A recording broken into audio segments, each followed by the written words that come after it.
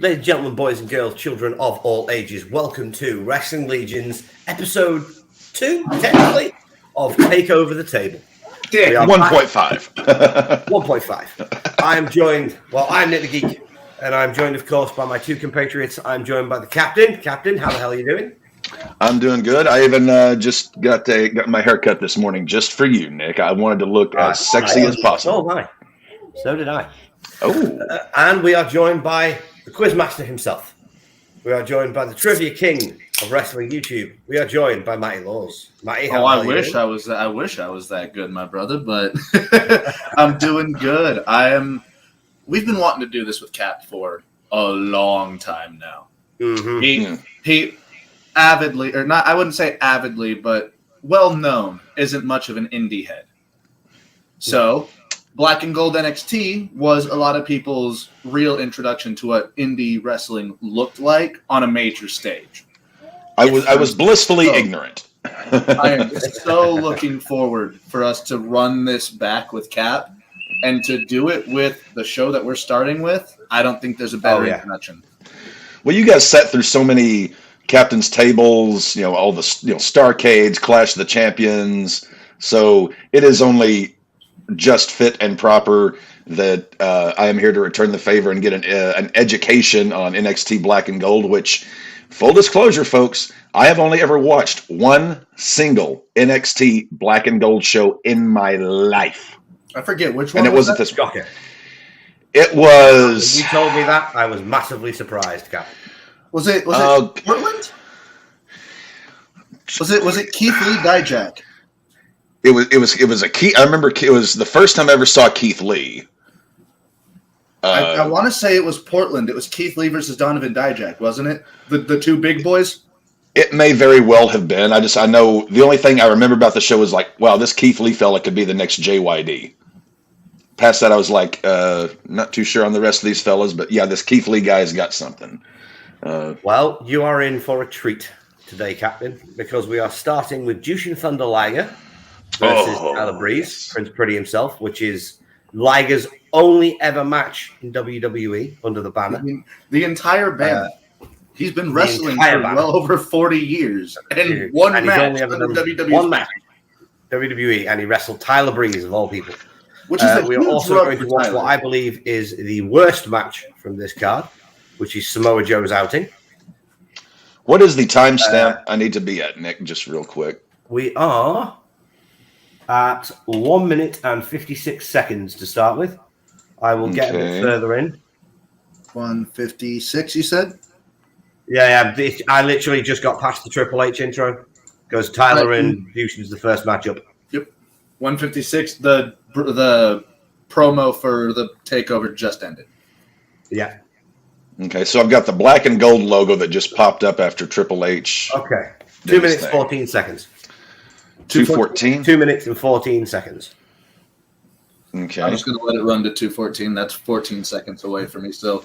Okay. But, ladies and gentlemen, welcome to the show. I really hope you enjoy this. This is, as we said, it's an old project that we wanted to do, and we finally managed to get around to doing it. We're going to be doing these every 2 weeks on Sunday at the same time, so Cap can get a decent education without me barraging his brain full of NXT. Which we totally could. We could. There's enough of them. But I'm really looking forward to this. But before we get to the start of the show, Matty, are you prepared in 4 days' time? As prepared as I can be with the last 2 weeks that I've had work-wise. What is in 4 days? I'm going to 4 days. It is episode 5 of Wrestling with Your Thoughts, when Matty will be going up against Albert Abernathy, Kid Justice from Twitter, and from the Positively Awesome Wrestling podcast to see if he can finally get that shot at Jimmy's fantasy booking title. Am I judging on this one? Marcia? Okay, I don't remember getting it. Let me put this in my calendar here. 18th. I was going to talk to you about it today. Okay, all right. The easiest way to do it. We are doing it on the 18th. It'll be you and Remy judging again, as long as Remy's available. And it'll be Matty versus Albert. They are doing New Blood Rising. Then what time on Thursday the 18th? About 10 o'clock p.m. My So time. that'd be 4 my time. Okay, gotcha. Yeah, about 3 p.m. my time. Yeah, we will be doing, on your suggestion, Cap, WrestleMania 4. I just want to watch some people squirm. Yep, that's exactly what I agreed. I hope you're ready. And then the co-book, because I thought it'd be very interesting this time, will be ECW CyberSlam 98. I've never seen ECW Cyber. I've seen the other two, but I've never seen CyberSlam. Giving me ECW because he knows what I like to do with that roster. Yes, I do. And I thought it would be fair because I know Albert is a big WCW head, so he's going to really enjoy New Blood Rising. So I thought WrestleMania is a bastard for both of you, and then I'd be nice to Matty for the end one. Oh, no. WrestleMania is just going to be a bastard for y'all. I hope you're ready for that. Right, gents. Should we start the show? Absolutely. Live. 3, Barclays 2, Center. 1, play.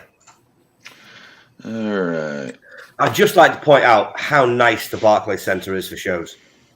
It is a very nice venue. It's the stage is just big enough, and out comes the fashion parade. It kind of feels lifeless for basketball shows, like for Brooklyn Nets, but the Nets don't really have a fan base. So No, this is true. Tyler's entrance is heavily themed on Interesting. ways, fashion, because that's who Tyler Breeze was. yeah, he was Prince Pretty. Now I've got a secret for you two. I've only ever watched this match once. What was that? I've only ever watched this match once. I watched this the other day with Laura, actually, to show it to her because I was like, I get to recover this match. What in the name of all that is fucking holy? You ever see Zoolander? You ever see Zoolander? That's how this was pitched to Tyler Breeze. Yeah. Do not let his appearances fool you, Cap. This boy can flat out go. Boy can wrestle, and you're gonna see it in this match. Liger makes him look like $1 million fucking dollars. Yeah. I was who is it? Who is it in Hansel? He's so hot right now, Hansel. Yes. Yes, there you go. That's who he is. I do love Zoolander. I mean, that movie cracks me up still to this day. It's hilarious. Feel free to smoke, Matty. Oh, thank Christ! I already slammed through a beer. Yeah, ladies and gentlemen, we do not condone smoking at home. It's a very, very bad habit. But the three of us took it up years ago and have found it very hard to quit. And we're not monetized, so I can do whatever the hell I like. This is your goddamn show. So they pitched him, hey, we're going to do the Hansel gimmick from Zoolander. No, straight up. They I think what was it? Matt Bloom went up to him and was like, "Do Zoolander." Well, he's got the selfie stick like oh God, I'm blanking on his name. That guy. Outside to this show, Byron Saxton is on commentary. I'm so glad I got this muted. I can't. I'm sorry. Of all the people in professional wrestling that I have no idea how he still's got a job, it's Byron Saxton. Who was that guy in WWE? Well, he won the tag titles at Mania with Grayson Waller. Oh, Theory. Theory, yeah. I mean, they've booked him into such oblivion that now it's hard to take him seriously. But Theory, trust my words. Give that boy 5 years, he's going to be the top of the card. And make him a serious heel. You can still make him a serious heel. Just the one guy Vince had sort of handpicked that I liked, and then Trips is like, that wasn't a Vince thing. That was Trips' thing. Trips brought him into NXT. I thought with Vince it was like they had like handpicked Austin Theory to be like the next big thing. Vince wanted Austin to be the next big heel. Vince wanted him to be the next big heel. Why is that just paused? Vince wanted him to be the next big heel, whereas Triple H was like, "No, he's a goofy babyface." Because in Evolve, he played a goofy babyface who could just flat out go. And then in NXT, he was a goofy babyface that could flat out go. But and then Vince went, "Nah, you're a heel, kid." If you look at his Evolve work, he is so much better as a serious heel. Yeah. So I absolutely love the fact that I'm getting to watch one of my childhood favorites, Jushin Liger. The very first Liger match I ever saw, I think it was Super Brawl 1990 or 91, Jushin Liger for the light heavyweight title against Brian Pillman. Yeah, amazing match. Flying Brian's coming out match, if anything. Yep. I mean, arguably, this was other than the Fatal 4-Way. This was Tyler Breeze's coming out match. Like this was. Oh yeah. Triple H. This was Triple H going, "Hey, Breeze, we trust you to not only open Brooklyn, but we trust you in the hands of Liger." Well, Liger's a great work. I mean, he's a safe hand, as they say. Oh yeah. The thing is, it was the curse of NXT for so long was that Triple H booked these guys and girls to the moon. He treated them like gold, treated them like stars. Then as soon as they moved up to the main roster, Vince went, we're not going to do that. Yeah, there was a lot of that. It was for a long time. I love Liger. He is so awesome. And Liger's still working, isn't he? He had just retired, 2 years ago? Yeah, Okay. he retired 2 years ago after what I would refer to as the second longest retirement tour in wrestling. Well, I think he had 15 retirement matches. Extended that. Yeah. This is one of Liger's more awesome moves. I love his surfboards. Yeah.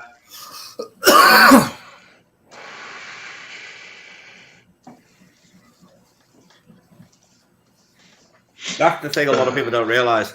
Jushin Thunder Liger is responsible for popularizing pretty much the entire high-flying arsenal of today's wrestlers. Oh, yeah. The moonsault to the shooting star press. Well, now the moonsault, that was Muda. Well, Muda and Asai. Okay, yep, Asai, very true. You can also thank Great Sasuke for a lot of the high-flying moves that we have. Yeah, but he was trained by Muda. Yeah, he was trained by Muda. We're going backwards, Matty. We're Hey, we're old. If it wasn't for Sasuke, we wouldn't have people doing the fucking cartwheel flips out of the fucking ring that we do. Or as it was known in ECW, the space flying Kronos drop. Oh, that's right. Because Kronos did it in the Eliminators. And Kronos is a massive fucking human being. Yeah, so I met Tatanka at WrestleMania, boys. How was that? It was friggin' awesome. He is the nicest guy And we lost him. in the world. There you are. Ever met. Unfortunately, Tatanka is no longer undefeated. Who else? Unfortunately. Who else did you meet out there? I know Simon and Jimmy got to meet Punk. Yeah, I'm so jealous. I got to meet Miz. How was that? Bumped into Miz. Really cool, actually, because he had a load of security around him. And I just said, I just wanted to say hi. I think you're a great worker. And he went, no, man, it's great. Shook my hand and then got off. Awesome. Nick, show Matthew the belt. Oh, what'd you get? Maddie.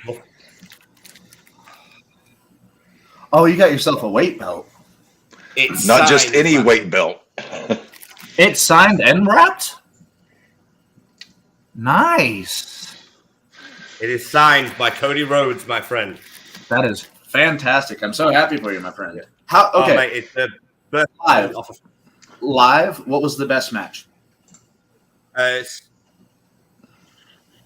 than the main event, Sammy versus Gunther. Okay. Live, that match translated exceptionally well. That brainbuster on the top turnbuckle was the move of the weekend. Yeah, it's still getting. I love the match. I hated the finish.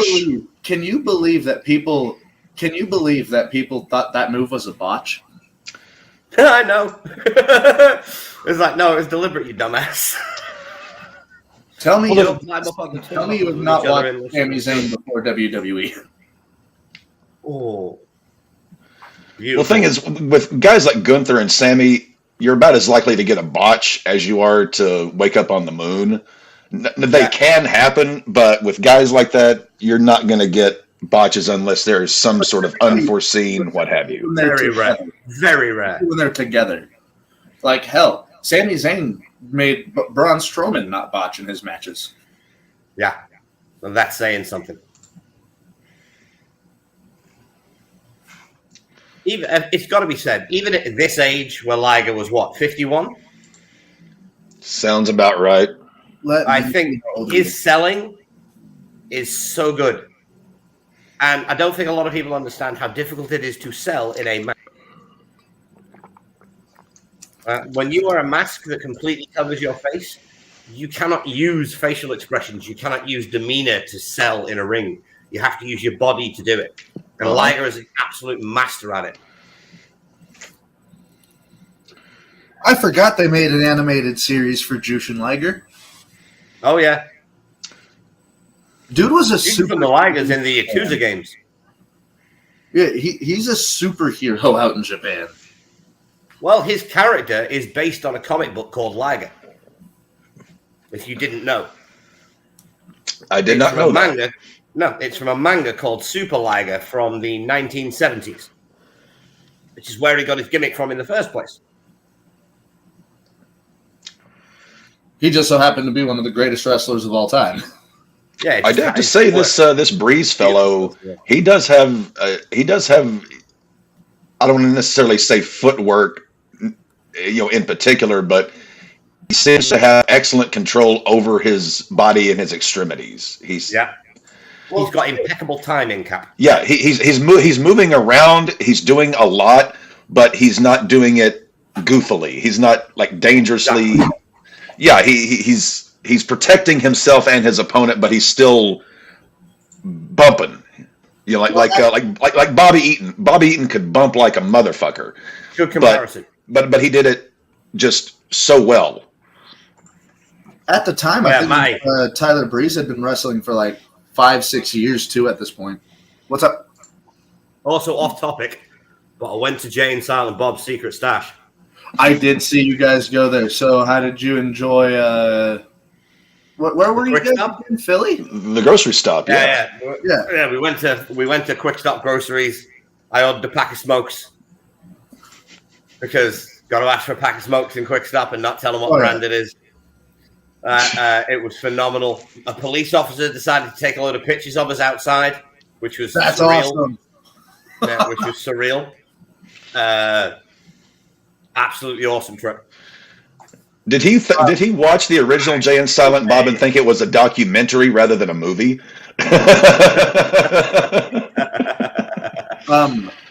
Clerks, I should say, Clerks. Nick and Cap. Liger is 59 at the moment. So this match was what, 2016? Yeah. So 8 years ago, he was 51. 51. You guys are spot on. Congrats. Thank you. I know. Rare, but it does happen. Also, I'm really looking forward to you watching the Kevin Owens Finn Balor match, Cap. Yeah, so this card was really hard for me and Nick to just pick 3 matches. Yeah. Well, the thing was, I really liked Finn Balor when he was first brought up, but then he unfortunately suffered the neck injury. And Liger gets the pin. Sorry, Jushin, I didn't mean to compare you to Lex. That is a Triple H booking. He had his boy He had his boy lay down for Liger, but it was Liger's only match in the company. Yeah, and Breeze still looked like gold. Yeah, Breeze did not look bad in defeat. Liger made him look fantastic. Also, the ponytail still intact. Yeah. So what's the next one?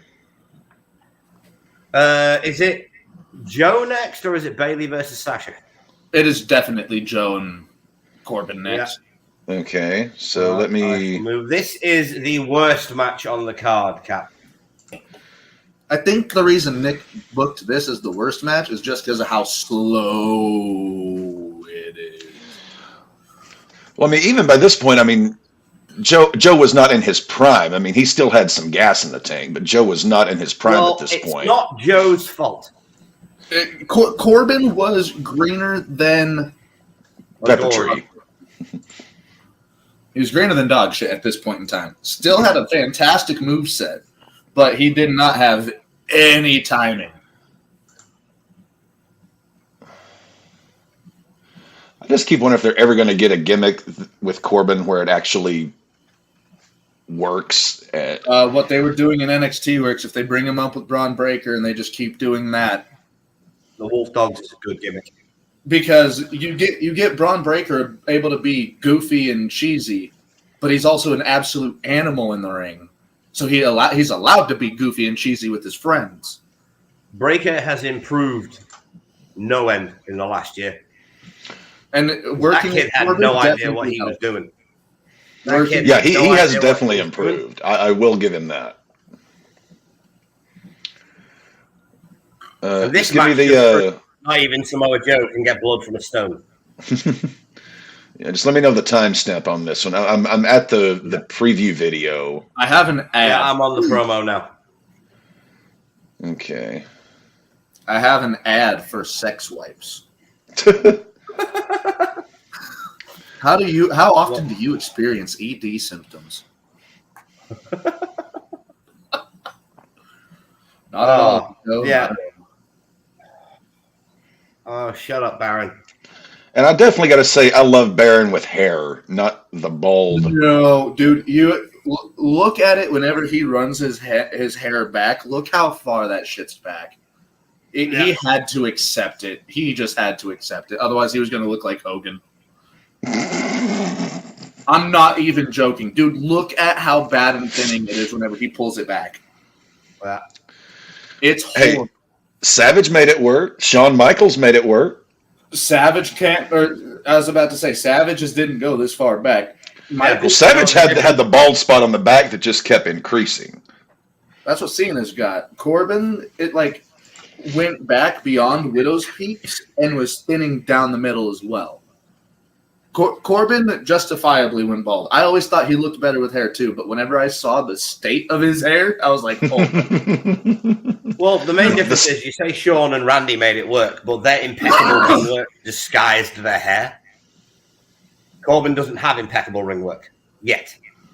Not at this point. Okay, No, we are at he just had one of the best moves. 25 seconds, lads. 50 What? minutes, 25? 51-25. 51-25. Got another ad. You got another ad. Upgrade your Peacock, Matthew.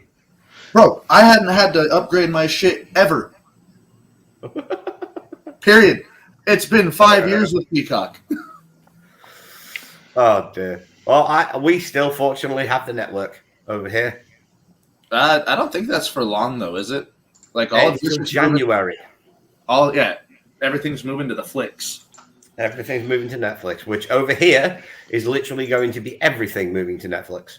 So hold on. Does that now make like Netflix and chill graps and raps over in the UK or? Yep. Yep. So I'm at 51-31. They just got out of the package video. They're back into the arena. That's 51-31. So I think it's a little bit different. Okay.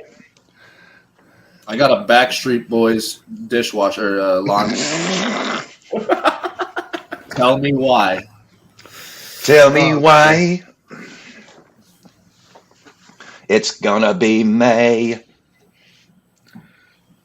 Oh. In 16 days, actually. How's everything going over on the Raw Ball, boys?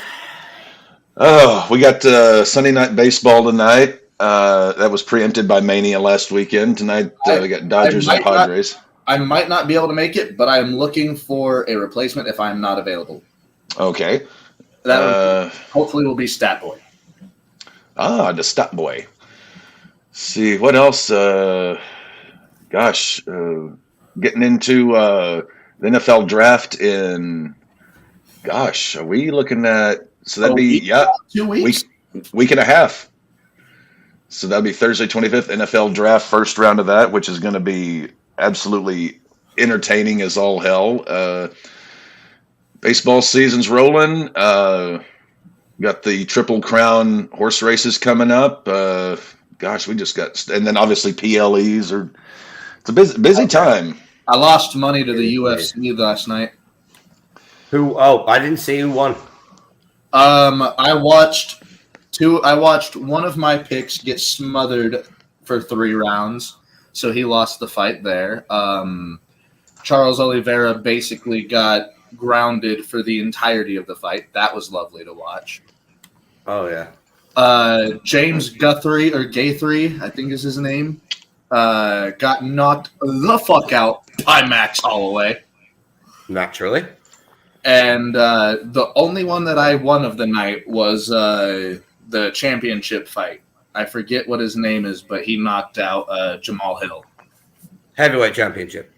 I don't know if it was heavyweight. I think it was middleweight, but I was going to say. But yeah, no, the champion retained, and then the other two fights I lost out on, so that parlay didn't hit. But back on the hook today, we got some baseball. Right, gents, are we ready? You. All right, what's the time stamp again? I'm at 51:35. There we go. We're there. 1, 2, 3, play. All righty. And actually, thing I will baseball say for the about day Baron is about to Corbin- kick off. One thing I will say about Baron Corbin, they should never have got rid of this music. Okay.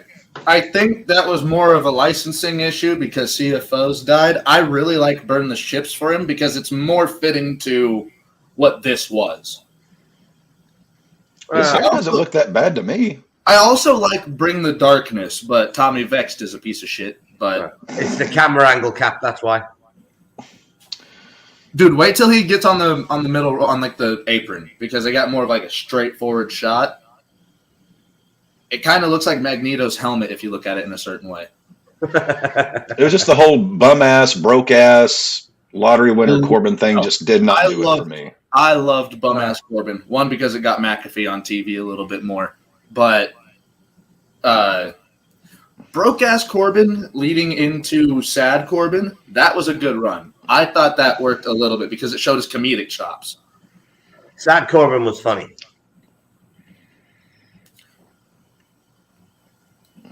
Oh, dear God, buddy. That hairline.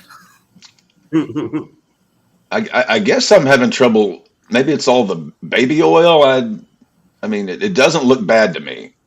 But As somebody with a thinning hairline, this is that's sad to see.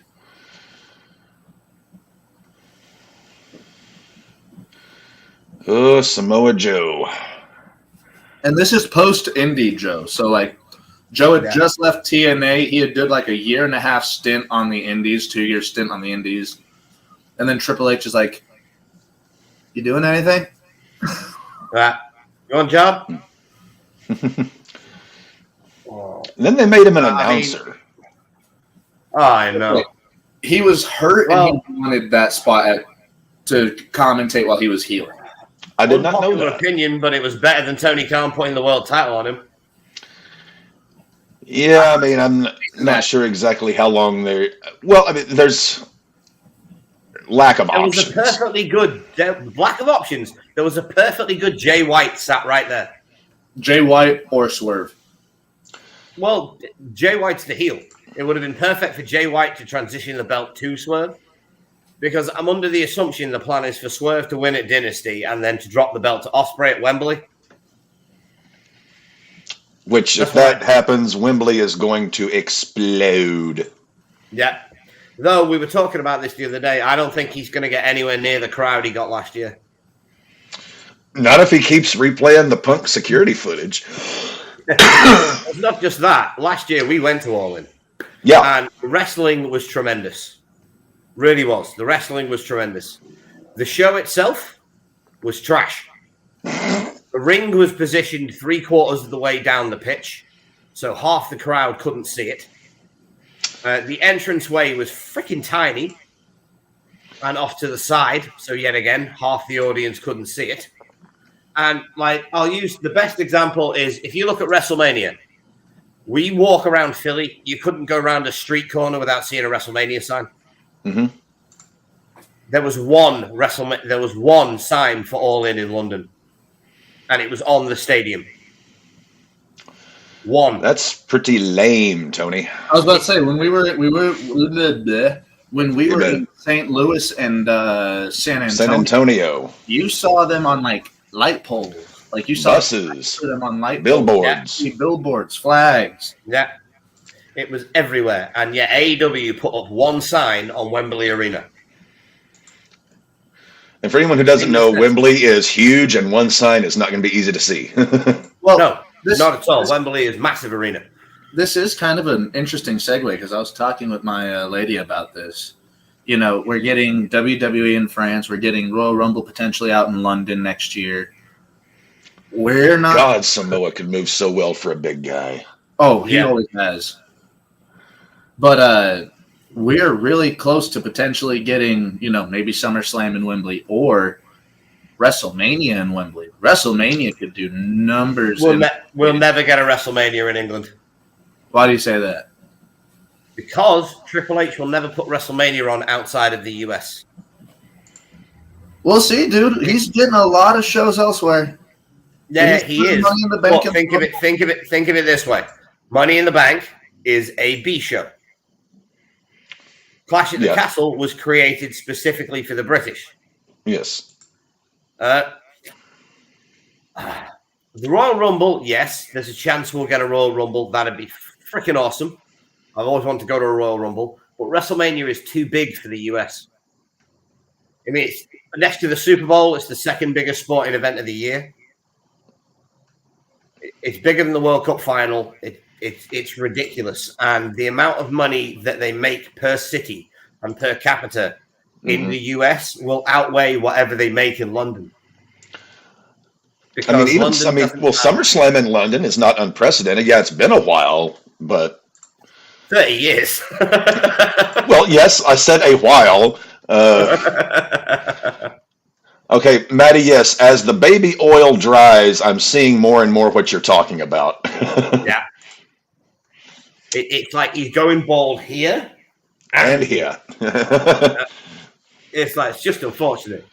But this match is just boring. That's my problem with this match. It is dull. Because Corbin at this point can't sell for trash. And Joe just looks like he's going through the motions. Which he was. He was basically going through the motions with Corbin. Because this was a middle of the run match of the card. Joe wasn't getting the main event. Joe wasn't getting the curtain jerker spot. But he wanted to try and make Corbin look good. I mean, I honestly believe the best work Samoa Joe has ever done was in NXT. Specifically as the Bring Me Nakamura phase. Above early 05 TNA?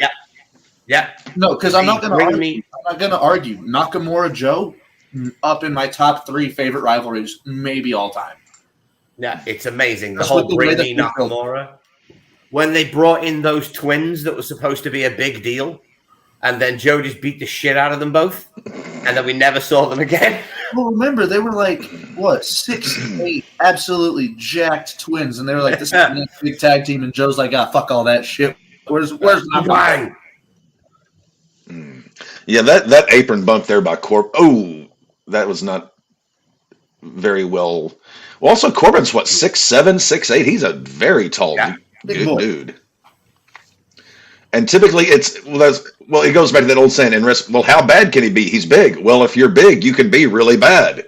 Glenn Jacobs, when Glenn Jacobs at first, was gangly and uncoordinated, but he got it. He grew into it. Kevin Nash never did. Same with Kevin Nash. Kevin Nash used to be bloody awful when he was the Wizard. Oh, Oz, God. Vinny Vegas. Even early DC wasn't that good, right? It was better. It wasn't great, but it was better. Brett got Kevin out of his shell. Yes. Their match at Royal Rumble 1995. Royal Rumble 95. Yeah. And also Survivor Series 95. Those, you could argue those were Diesel's 2 best matches. Oh, no, they straight up are Diesel's best 2 matches.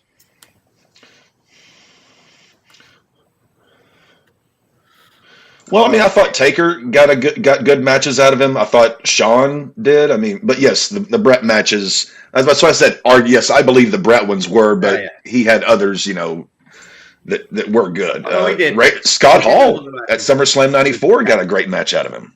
Yeah, that was a good match. But Scott was yet again. He's just one of those workers Yeah. where if you can't have a good match with Scott Hall, you can't really have a good match. Then you get like Kevin Nash versus Gorg, and look at this Deep Six. To be able to get Joe up like that was impressive. Yes. Yeah, but you got to remember, wrestling's a two-way street. So that was 50% Joe. Mm-hmm. Yeah, we also have to realize that other 50% is Corbin getting Joe up to that. Yeah. I love Corbin's face right there. That is facial selling. Corbin loves good facials. Phrasing. Are we still doing phrasing? Walk. No, but I am really looking forward. What's your opinion on women's wrestling, Cap? On just women's wrestling as a whole? In general. I mean, I love women's wrestling when it's good, but when it's bad, it's atrocious. You have to have, we're spoiled right now because we've got Rhea, we've got Becky, we've got Bailey, Charlotte. We're kind of spoiled right now that we've got that. But there was a time, and I know Nick, mid '90s, late '90s, women's wrestling was the fucking drizzling Ole Andersons. Only if you were looking in America, because you did have, Manami Toyota, Bull Nakano. Well, yeah, I mean, that's counting Bull Nakano. She was working America a lot at that point. It was like Bull Nakano, Alundra Blaze, and as you said, the Oakland Raiders, one good person and 10 other pieces of shit. Yeah, one good ladies worker on the roster doth not a division make. Sorry, boys, I've just lost sound. But as of now, we've got arguably the greatest crop of women's wrestlers ever. Easily. Easily. Like, that's not even arguable. Like, Gail Kim in her prime, Mickie James in her prime, Trish, Lita in their prime would fit perfectly in this era of wrestling. I was never a big fan of Trish's work. I liked Lita, but I never was a big fan of Trish's work.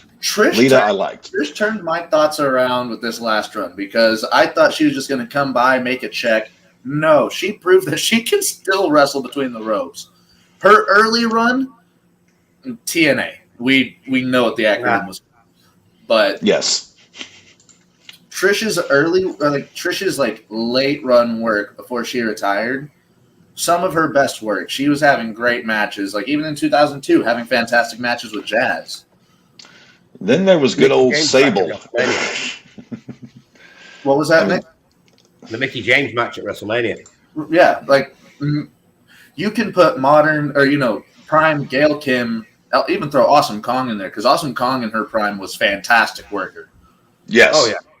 So you throw like the big four from back then: Mickie James, fucking Gail Kim, Awesome Kong, and you can even Victoria, because Victoria was a hell of a worker back in her day.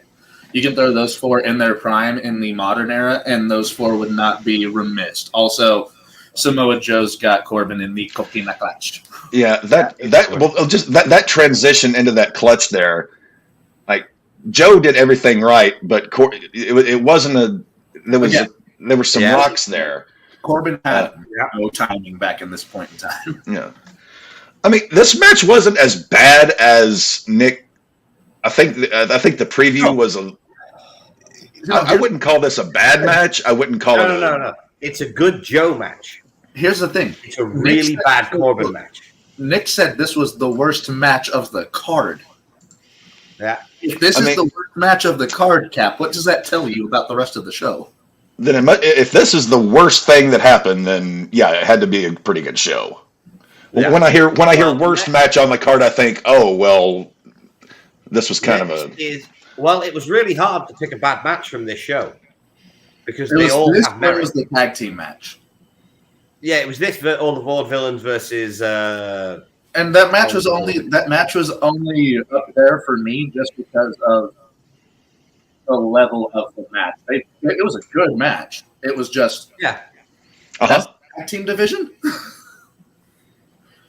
Like that's how me and Devin even looked at it. Like this is the tag team division in NXT. What was your question, Nick? No, it's okay. So what's Yeah, is just not the is Bailey next, or is it Finn Balor and Steen? It is Bailey Sasha. Is it Bailey Sasha main event? Don't they? No, No. that was Respect. Bailey Sasha is the next match. Okay, so I'm at 13-12 for Bailey and Sasha. That is the right timestamp, brother. Okay, I'm going to relieve some ballast right quick. Oh, Go for it. I've had about a gallon of iced tea today. I will talk with Nick and then probably transition out to also go use the restroom. But well, this match, as you know, Matty, is I like to call it Bailey's coming out party. if it wasn't the Iron Woman match at Respect, it was this match. Everybody knew how good Sasha was at this point, but nobody knew how good Bailey was. Everybody knew Sasha was coming up. She was already on the main roster doing PCB. Yeah. Or, doing PCB, Team Bad, and Total Divas? Is that what the team was? Or Team Bella? Yes. So they were already doing that those trios matches for forever. I still hate that point in time for the women's division because it sucked. But because the Bellas were so heavily involved. Well, no, because they got Alicia Fox involved, and I love Alicia Fox. Best Northern Light suplex in women's wrestling. No, best Northern Light suplex next to Owen fucking Hart. Yeah, I'll give you that. Gentlemen, you're forgetting one Kurt Hennig, Northern Lights suplex. Oh, dude. Oh, wait, not Northern Lights. That's Fisherman's. My apologies. I was about to say, Alicia Fox, her Northern Lights might clear a lot of other male superstars. The only other person that hits Northern Lights better was Owen Hart. Yeah. Thought Ultimo Dragon had a damn nice one, if I remember correctly. Oh, you got a good point. Pop I still quiz, think Alicia... Pop quiz. Who was the first wrestler to use the enziguri in the United States? First time I ever saw it was Owen. Seguri? Correct. Was it? Oh, are you sure? Yeah, it was Owen. We had a big discussion with Dale about this over WrestleMania weekend. Owen you remember it was the episode after Survivor Series 1995. It was Owen and Shawn Michaels main eventing Raw that night, and Owen did the enziguri, which knocked Shawn Michaels out, and he lost his smile again for about a month and a half. Was that the first time that they prominently used it? Because I could have swore I saw it in the 80s for WWF. No, it was Owen. Trust me, what you're thinking of is the Gamengiri. No, that's where they use the rope. Nope. A Gamengiri is an enziguri that hits you in the front. An enziguri hits you in the back. Or it connects specifically with the back of the head. Yeah, with the back of the head, whereas a Gamengiri hits you with the front or the side of the head. And well, I know Andre never left his feet, but I swear I saw some older people do the back of the head. But I know Owen was the one that popularized it. Right, I'm at 13:05, gents. 13:05. I will go back 10 seconds. All right. In 3, 2, 1, play. All righty. I honestly did not even know who Bailey was until I met Maddie at the Rumble in St. Louis. But I quickly became a fan. Again, Bailey is Kat also took a long hiatus from professional wrestling. Yes, well, I know she had the ACL tear, which was put her out for about a year. Bailey Although this era of Bailey, I hate because of the gimmick. I hate Hugger Bailey. So my brother calls her Cry Bailey. Cry Bailey. Okay. She cries a lot in this gimmick. I did not like the Hugger gimmick, but the overtly positive, you know what that was for. It was for the little kids. And I'd just like to point out the Dusty Rhodes headband that Bailey is wearing. Headband, wristbands. This was post Dusty, unfortunately. Well, they announced the Dusty Classic on this show. Yeah.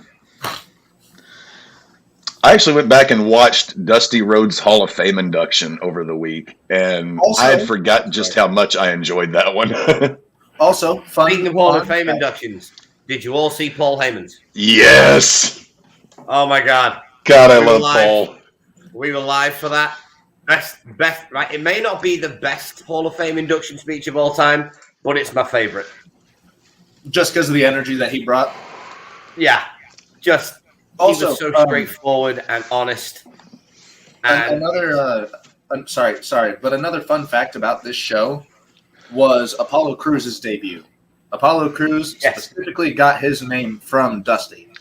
So he had his debut on the same night that they announced the Dusty Classic. Bailey was wearing these, and Apollo also got the win. So, like, big moment all around for Takeover Brooklyn. When the automobile is bigger than the stage. Fucking Cadillac Escalade. Jesus Christ. I gotta clean those, you know. Those things are like driving an Abrams tank. Oh, dude, it's so pretty to drive, though. Okay, I will go out on record and say my job allows me to drive vehicles I have absolutely no business being behind the wheel of. What you should do whenever it's you and Laura's anniversary, rent one of those. I'm thinking about it. well, I don't drive, gents. I'm not allowed. Your eyes. Yep. Also, Too blind to be in a car. Also, Nick, what is your vision at, sir? Say that again. What is your vision? Oh, minus 25, minus 64.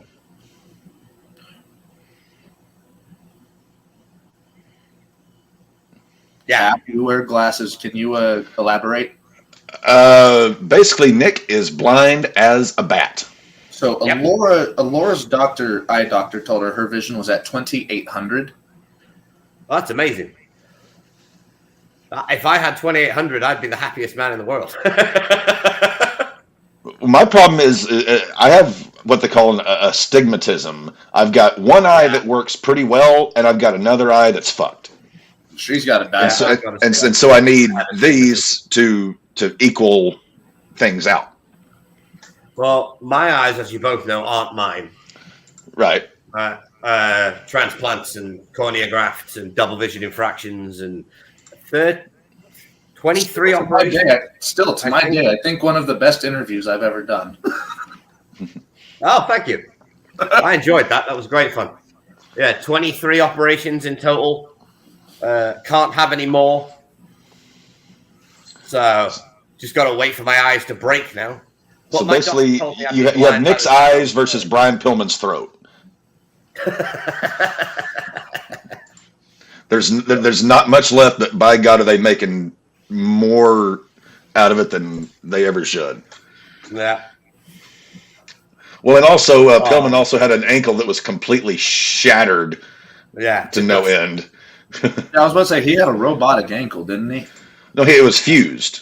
He couldn't bend it. It was just you watch him walk in like 96, 97, his ankle can't move. It's there.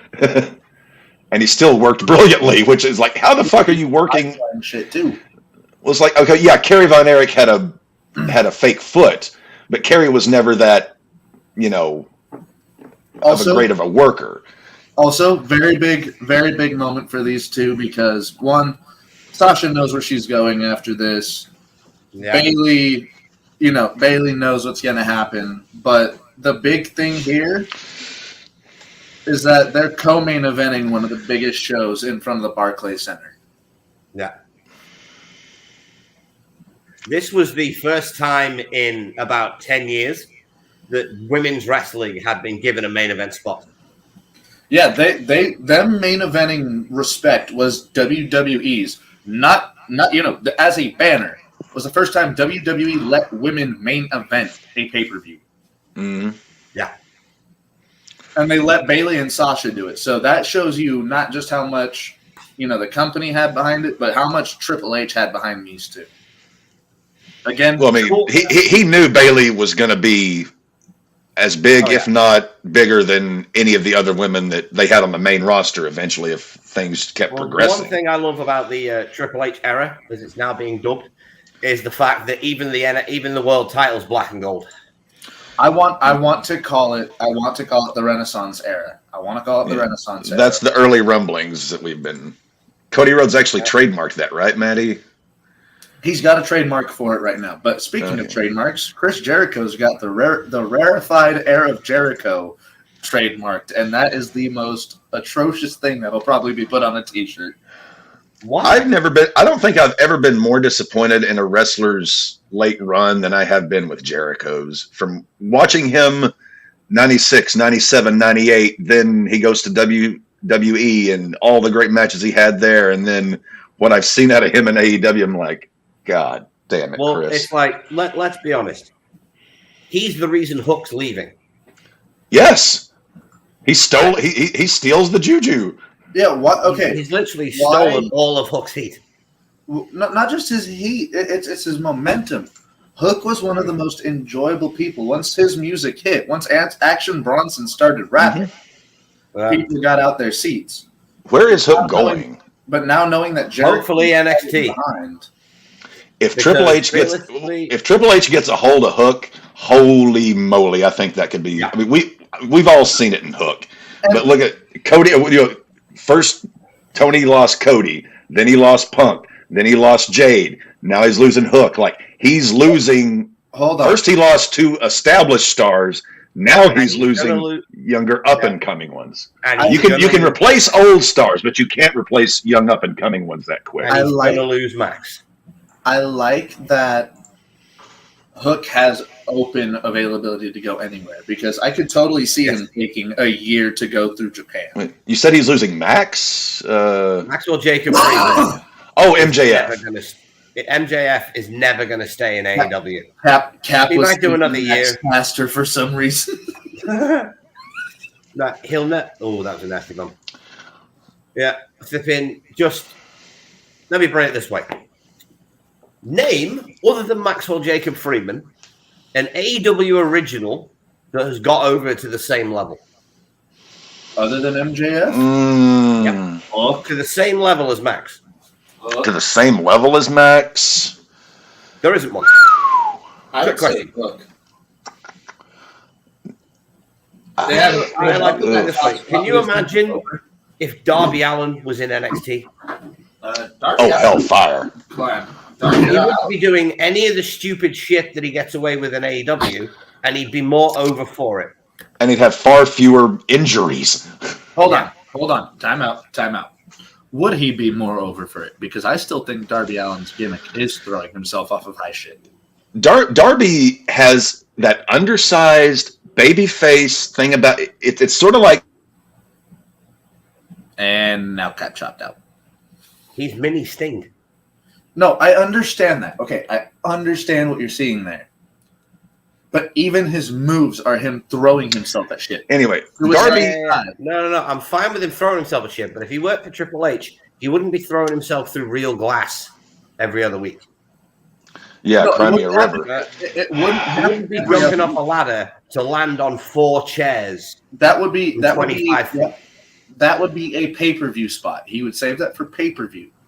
But Darby has that little engine that reminds me of very early Rey Mysterio. But we also have Rey did crazy shit, but it was safe crazy. We also have to remember, though, Nick, that ridiculous spot that we are talking about was Sting's last match.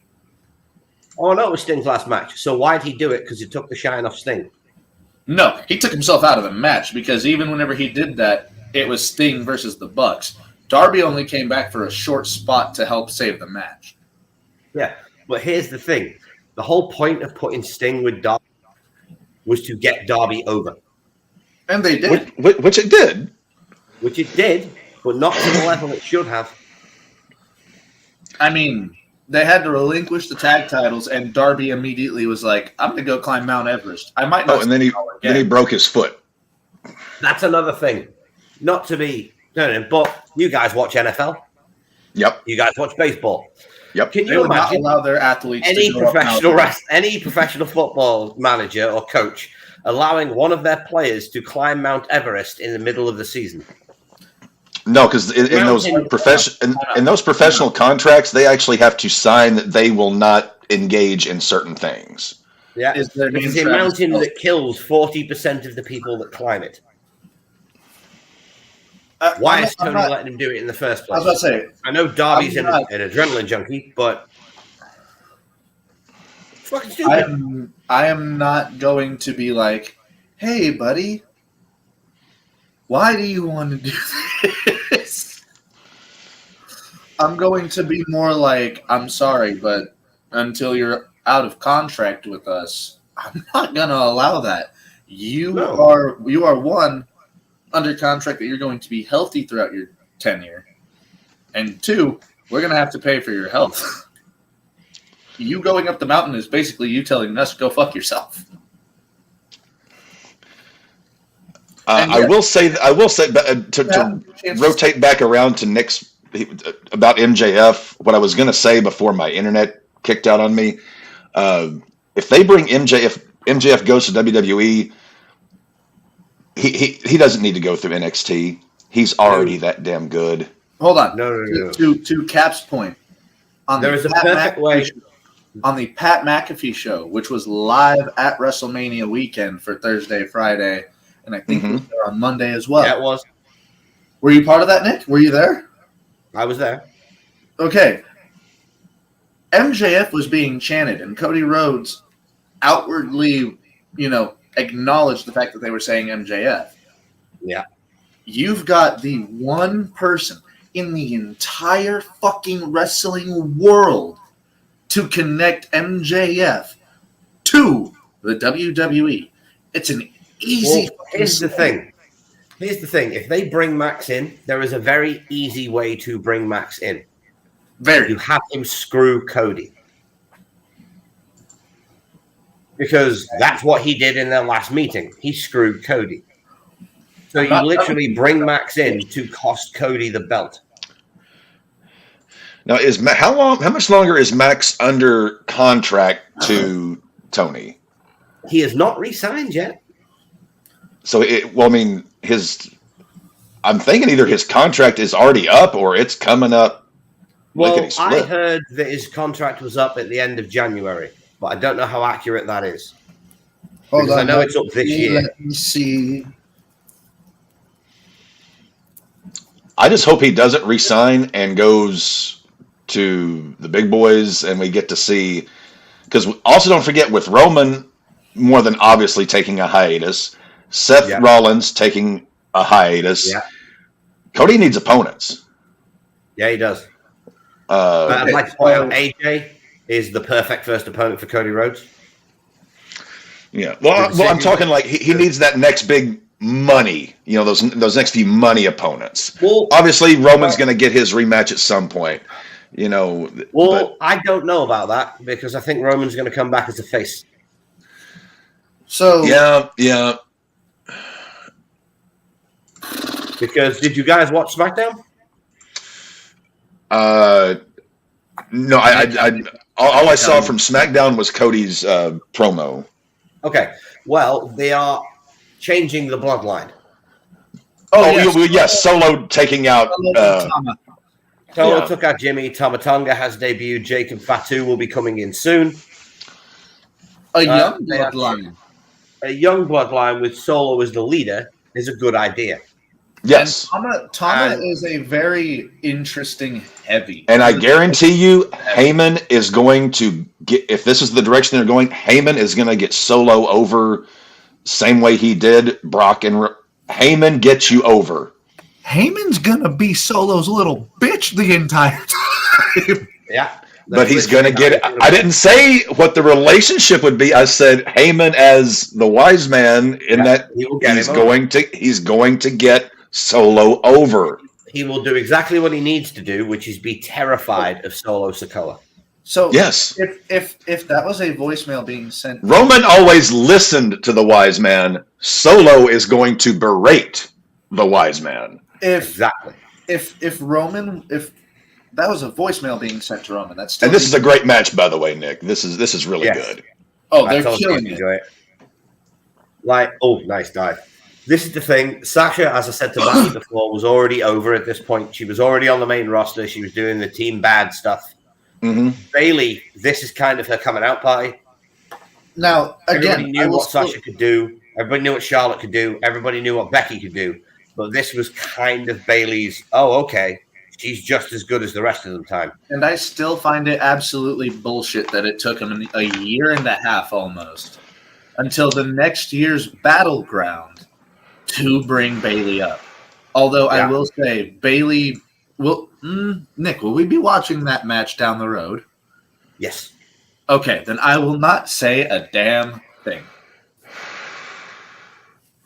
While we're here, what do you want to do next week? In 2 weeks, Mike? Let's see. Brooklyn. What is the next NXT that Cap must be exposed to? We have to London. We have to kind of keep it chronological. London is a good one, but London is like deep into Finn's reign, isn't it? NXT chronological.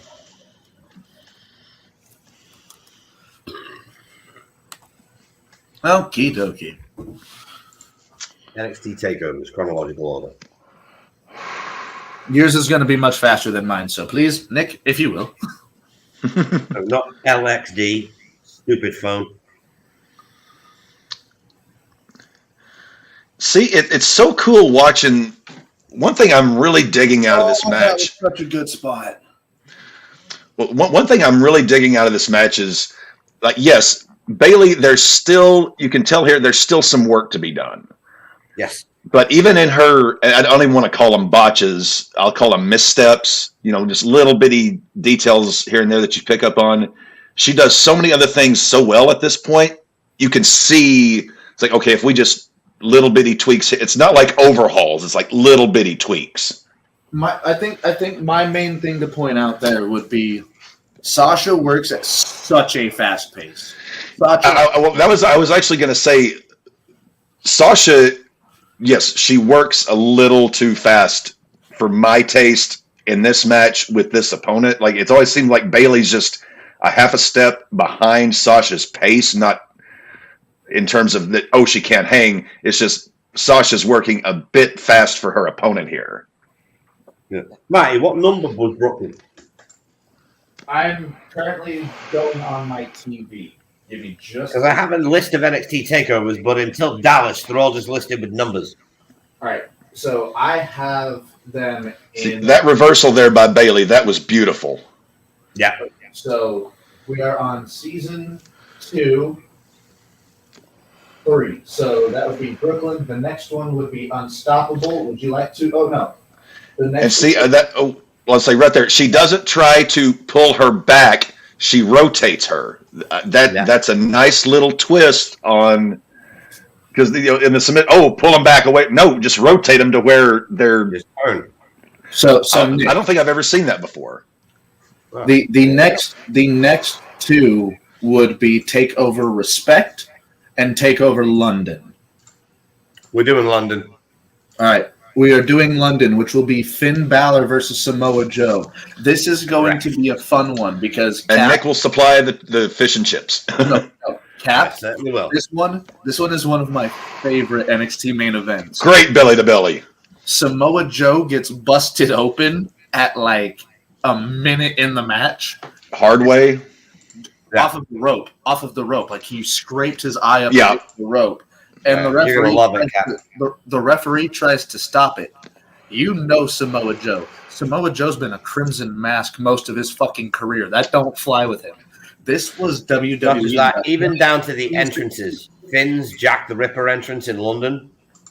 Oh, Incredible. Okay, see now because I'm a true crime geek. I've got an entire shelf over there on, let me 2 of true crime books. So yes, my nipples are erect now. I'll tell you what, Cap, if you like true crime, there is a YouTube channel called The Casual Criminalist. I highly recommend it. All right, I will look at that. highly recommend it.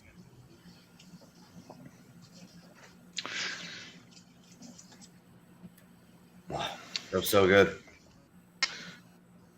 I know I go on about it all the time, but the timing on these two girls is impeccable. Yes. Whoa! Oh, that was a bad bump. That was Yeah. she got the shoulder on that one bad. Yeah, she saved herself then. She rolled properly, but there was still impact there. Better your shoulder than your noggin, obviously. Yeah.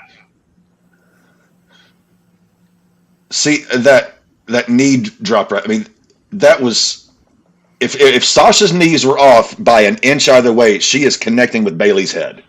I mean, that is. Look at that. Boom, beautiful meteor.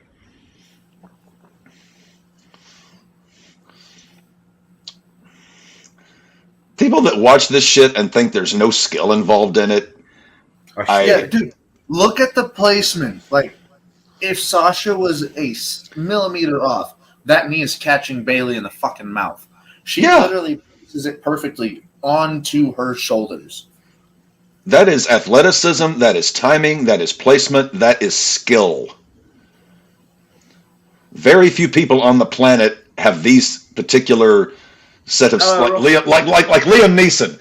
They have a very particular set of skills that have made them a nightmare for people over a very long career. Hello, Russ. How are you doing, my friend? Yeah, sorry, I've not been paying attention to the comments, gents, but I am watching this on a split screen on my laptop, so the comments are very small. And another thing I'll also point out is, like, to Cap, these are highly trained professionals. Me and Devin. Don't try this at home. If I were to try, oh my fucking god, reverse poison Rana off the middle rope. Phenomenal ending.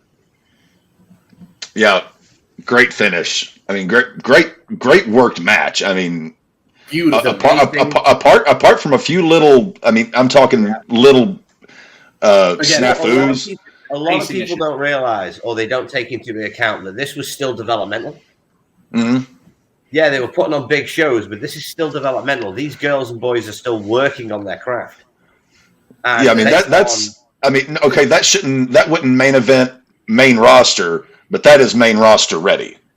Yeah, like that's better than Now, uh-huh. do you see why NXT is a good thing? Well, again, this is only the second NXT show I've ever seen. I just thought, oh, well, this is their developmental territory. Why am I wasting my time? Until we get to the Revival versus DIY and American Alpha. Oh my god. Okay, so hold on.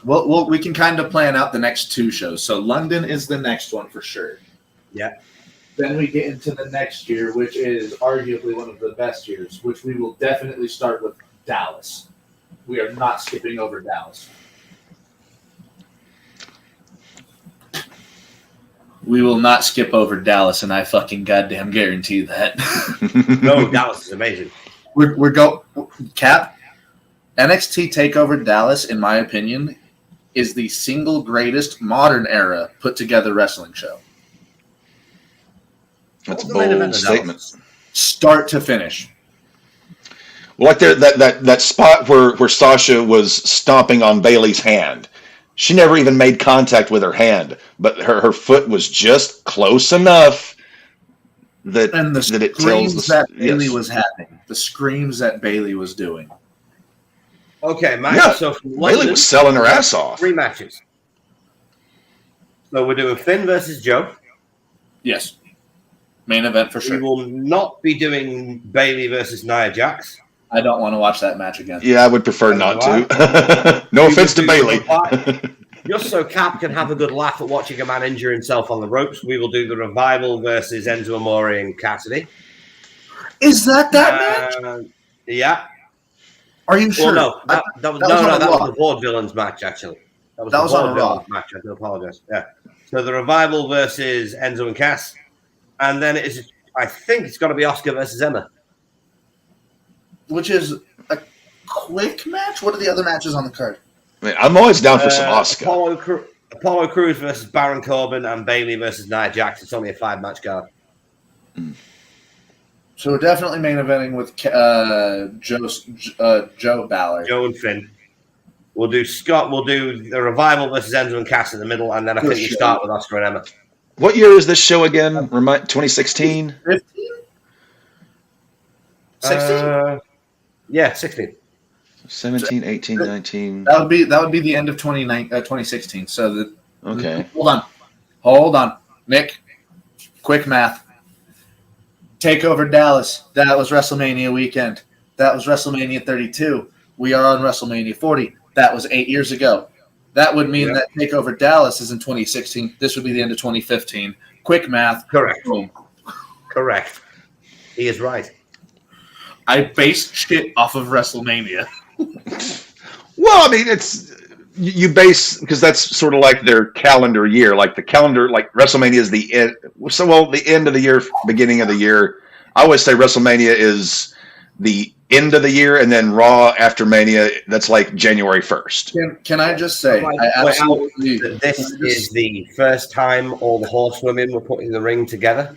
Yeah, I was about to say certain Call-esque moment. Because in the Fatal 4-Way, it wasn't these four. It was Sasha, it was Charlotte, it was Becky, and it was Paige? No, Natalia. Who the fuck was in that Fatal 4-Way?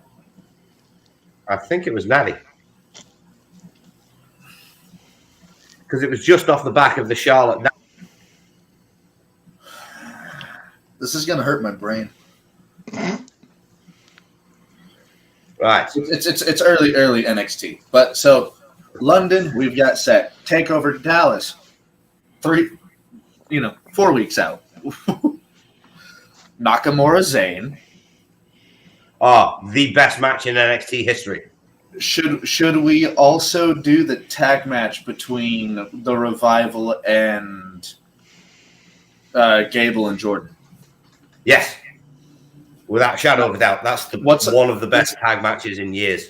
Now, what's a bad match on the card? No, this is the thing. Dallas doesn't really have any bad matches. Again, the best well-put-together show of all time. No. It's going to be very difficult as we go on through this escapade of NXT to find the bad matches on the card. The third match, should we do Joe Ballard or should we do Oscar Bailey? Oscar Bailey. Okay, there we go. We got our 3 matches. I mean, I want to see Joe Ballard. I want to see that spot that you mentioned. No, that's in London. Hardware. So that'll be in London. Don't worry. Okay. That's in London. This is the rematch. Ballard. I'm on an ad right now until it gets back to Steen and Finn. Ballard and Joe run it 3 times, just to let you know. Okay. Oh, yeah. And this is a ladder match, by the way, Kat. And I am going to run to the restroom while I'm on ad. All right, dude. All right. Yeah. This Finn Kevin match is a ladder match. I will say, as far as gimmick matches go, and Owens has done. I like Owens in ladder matches. And I don't know exactly what it is necessarily, but Owens just. I don't know. He works good in ladder. It's like certain guys work good in certain gimmick matches. Owens just always seemed like he works great in ladder matches. Kevin gets it, man. Like that's the easiest way to put it about Kevin Owens. Kevin's flat out gets it. Kevin Owens attempts to unalive. Well, you know how ladder match he's ever been in. Well, I was saying, Nick, you know how like you and I point back to specific matches about where we bought it on a certain guy. Like Cactus Jack and Triple H, the street fight at Rumble. It's like, okay, Triple H can hang. This Toronto can go. I bought Kevin Owens, and it wasn't necessarily a match. It was the fact that Austin picked him to work with. That told me if Austin feels that comfortable, that safe, trusts him in this spot, then there's something about Owens that I've missed. Yeah. So I started paying more attention to Owens over the next year, and I was like, I get it now. For me, Jim Cornette's when I got Kevin Owens, whatever you want to call him. Because when Cornette was booking Ring of Honor, Steen was his Stone Cold. Yeah. He fired him from the company. He banned him from the arenas, but he kept showing up and just causing all kinds of hell. And that was when I realized if Jim Cornette sees it in this guy, because Cornette is notoriously hard to please. Well, so see, that's why I had an initially sour opinion of Owens, because when I listened to Cornette's, he always just ragged on what a pain in the ass Owens was to work with, and so that was why. Yeah, but you got to realize Kevin was a pain in the ass to work with when he was younger. But Jim still permanently put him in those positions. He put him with people to work with that he knew was going to get him over. Like Steen and Generico versus the Briscoes. Steen versus I've seen that one. Steen versus Davey Richards. Turning Steen against Generico and having them. Steen versus Jay. Steen versus Tyler Black. You even had matches against them back in the day. Yeah. And then you also. By the way, Maddie, I'm at 147.23. Okay. You also put Steen in prominent spots, like whenever they did War of the Worlds. You put Steen against Shinsuke Nakamura when he was in the prime of his career. Yeah, when he was the king of strong style. Like, you put him against Nigel McGuinness. You put him against Bryan Danielson. You put Steen against everybody. Yeah. And he made it look good in a goddamn singlet and fucking gym shorts. When he was Mr. Wrestling. Also, he worked really well with the Young Bucks. I digress. You bring up the Young Bucks. Yeah, I was about to say, Maddie, you had me a little, and then you mentioned those two fuckwads, and both of you guys know I have soured on them over the past few years. Yeah, you should have done. They're both assholes. Yes, it's definitely been proven. Yes. Well, also like the whole the footage that they showed this week. Oh my god! Anyone that says the Bucks were unwilling participants doesn't pay attention to wrestling. I want the audio. They were salivating doing. I want the audio from that situation, because if I do, they can't show the audio. If I can hear Jack Perry say, "Here's a random fact about it." Here's a random fact for you: it is illegal to share British CCTV footage. Yes, with the public. It is personal property, personal trademark, something like that. Yeah, they had to cut the sound because otherwise they couldn't have shown it. All right, Cap, what is the timestamp? I am at 147.23. Owens is walking, but they just hit his music. Like literally, they just hit his music. All right, 18. I'm at 48. I'm at 48.32. All right, you guys go ahead. Kevin in the ring. Cap, you go ahead and get to that. 48.32. 48.32. All right, let me. Can I also say that Kevin Owens has one of my favorite entrance themes of all time? Yeah, it's great. It makes me want to run through a goddamn wall every time I hear it. It suits him so well. Dude, it's such a great workout song. It's such a great hype song. It's a great... CFOs did phenomenal with it. And if anybody ever touches that, I'm going to personally find out where they live and break their fucking chins. I have a device for such an occasion. It's called a hammer.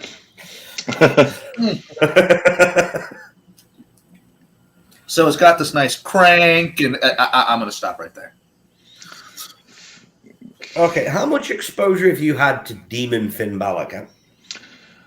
I've had a fair amount of exposure to Demon Finn. Like, he was one of the very few guys that, this is when he was about to make the main roster. I was a huge Demon Finn fan. I absolutely loved Demon Finn Balor. I thought here's a guy who is he a world heavyweight champion? Maybe not. But this guy has got shitloads of talent and skill. I loved watching him. Well, randomly enough, the Demon didn't start as the Demon. The Demon started on the indie circuit as Freddy Krueger, as the Joker. And then it evolved into New Japan, where it became and Titans then from Attack on Carnage, Titan, and then Venom. I'm still listening. I'm going to get my beverage. I'm still listening, fellas. Nick, you're giving me goosebumps because some of these entrances are fucking fantastic. Yeah, they're amazing. And even this one, which was his first major NXT pay-per-view Demon entrance. This is the first time we saw the Demon, no? Might be the second. This might be the second time we saw the Demon, because I think we saw an NXT TV, but he didn't actually do a match. No, yeah, he just appeared as wait, he did. He was Demon Finn Balor for he won the title in Japan. Oh yeah, for Beast in the East. Yeah, for Beast in the East, he was Demon Finn for that. Although he was kind of Attack on Titan Finn for that. So because that was what he lasted in Japan before. So the cool thing about all the Finn things is like originally it started all the Finn things. God, I'm sorry. As Nick pointed out, it started out with horror, and then it went into comic book, and then it went into pop culture, and then we got more of the weird demon paint, which was more akin to the Venom style paints that he did. Oh, I just love it. And the next show that we'll be doing has I love the whole supernatural gimmicks when they're done right. That's why obviously love Takeover, love Kane, has its place. Love Brave. I don't care what anyone says. Yeah, it has a place. It takes the right person to pull it off. Yes. Right, gents. Give me 2 secs. I'm just going to go drain the main vein. I'll be back in a second. No worries. We all are good. We are ready to do the main event. Oh, Maddie, those kebabs last night. You saw the picture of the patio. I'm glad you guys got that cleaned up like that. Those kebabs. I am making salmon. Nice. I am doing my bacon wrapped stuffed jalapenos and bacon cheddar bratwurst. I'm going to do those. I'm going to do that salmon with garlic butter lemon Brussels sprouts and another side. With salmon though, and I'm pretty sure Nick will completely agree with me. With salmon, you got to have some good fresh dill and a good tartar sauce. I've got a light bit of lemon. Oh, I've got lemon, and I've got plenty of seasonings, my friend. Yeah. Well, tonight I'm doing tonkatsu ramen with steak. Ooh, steak tonkatsu. Ooh. Yes, that sounds bacon tonkatsu as well. Bacon wrapped stuffed jalapenos and bratwurst is just it's one of my favorite grilled combinations. All right, boys. Are we ready to finish the show the right way? Oh yeah. We are ready, gentlemen. 1, 2, 3, play. So Owens is staring right into the hard cam, jiggling the ropes. Yep. We are all at the same point. All righty. I just like to point out, Kevin has lost so much weight in the last few years. Yes, he has. Does anybody else put forth as much energy into their main event matches as Kevin Owens does? Cody gets to the ramp. He's like as he's leaving the ramp, he's showing that he's main event ready. He's ready to fuck shit up. He's ready to perform. Oh, there's a question for you. Actually, I'll ask after this entrance. All right. Oh yeah, Cap. Behold, I believe the first main event appearance of the Demon in America. In America. I love me some Demon Finn. I hate that gimmick went away, but he kind of had to change it. It worked, but it didn't work as well as it would have needed to. I'm not sure exactly how to word it.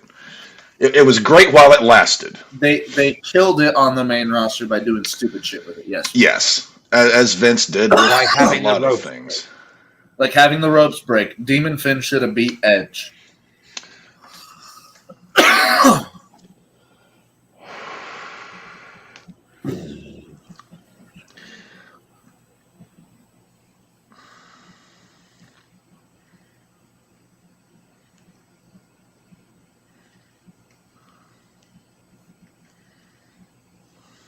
Finn Balor built like a fucking hand grenade. Yeah. Well, see, that was the thing that I think Finn is. He's not undersized. He's not oversized. Like I'm not knocking Finn's work ever, nor will I ever knock Finn's work. But it's like he's oddly sized. Like he's too big to be a light heavyweight. He's too small to be a heavyweight. Bruce Lee did. He's built like Bruce Lee. I think that was. He looks bigger than Bruce Lee. I think that was. But I mean, his strength. Okay. The main issue with him in Japan was, as Cap said, he's built much heavier than a junior. But Yeah. he's not overly beefy, and he can still do these high flying spots. Well, so it's sort of like Seth Rollins. Like Seth is too big to be a light heavyweight. He's not like a Roman heavyweight. Seth's a heavyweight, I say, but he works like a light. He works like a junior. He's bigger than, you know. Again, I'm thinking light heavyweight in terms of like right around 200 pounds, you know, plus or minus dinner versus like a 230, a 240, a 250. Yeah, you know.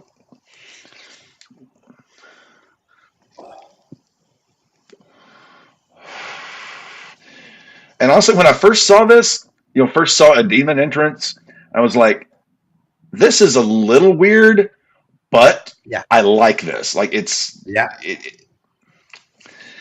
like I don't quite get it, but I like it. Finn has an aura, and sometimes that's all you need in professional wrestling is to have an aura. Well, I had sort of this thought, like, I'm trying to think the right way to phrase this. Like, I don't say like Native American like rain dances or like buffalo hunts. You know, when they would put on the war paint, and it's like, it was. That's kind of what it reminded me of.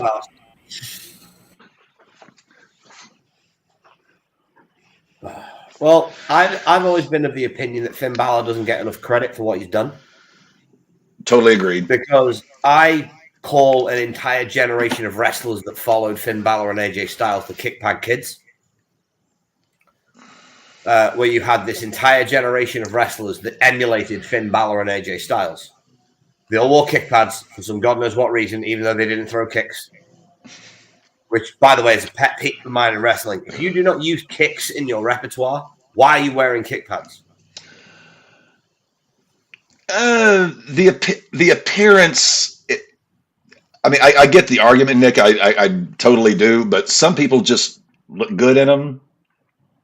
And no. AJ looks good in kick pads. Doesn't use kicks, except for the Pele. But he looks good in kick pads. But there was an entire generation that followed that wore kick pads when they didn't need to.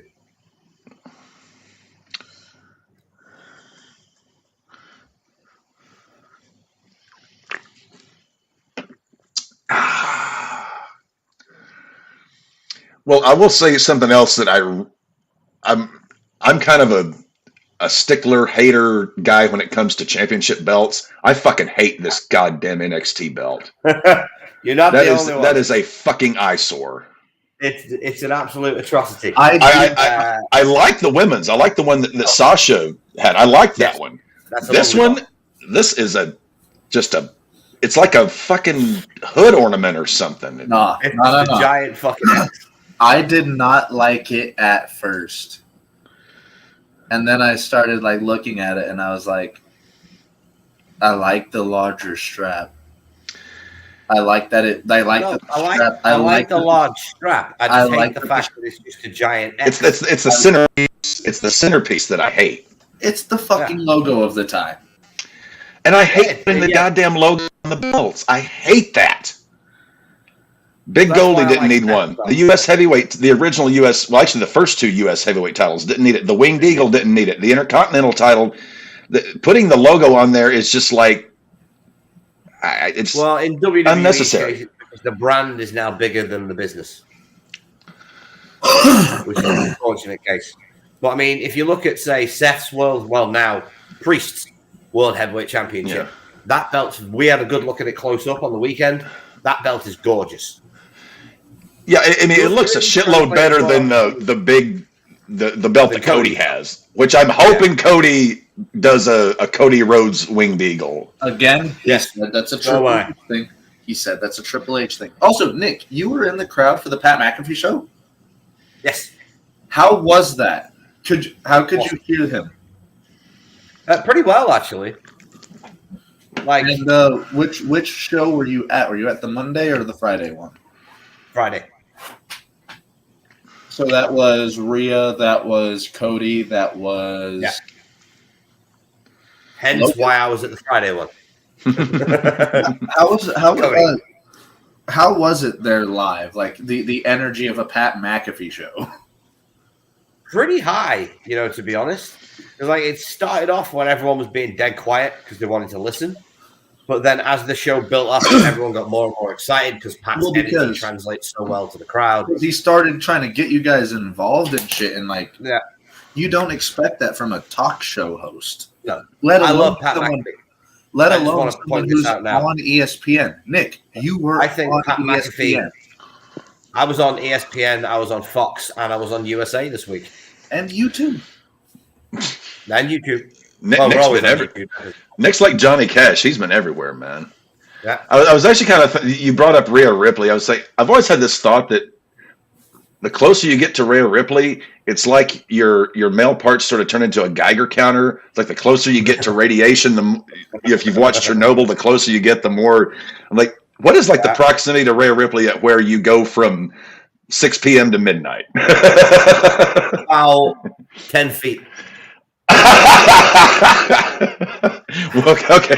Once you get within 10 feet, it's like, oh, hello, old boy. Hello. Hello. The crazy thing about Rhea up close is you don't realize just how big she is. Oh, yeah, she's big. I don't mean height. She's I don't built. mean height-wise. I mean built. That girl has shoulders like a friggin' tree. That woman could gorilla press me if she wanted to. Easily. She'd do it to and me, I would love every second of it. It's awesome. like, would you rather be gorilla pressed by Ultimate Warrior or Rhea Ripley? Rhea Ripley. Her. One, Rhea's not going to hurt me. That's always a good one. Well, actually, I will say, I always liked Vader's gorilla press, too. I thought Vader did his gorilla press pretty well. Vader, in my opinion, is the best big man in the history of professional wrestling.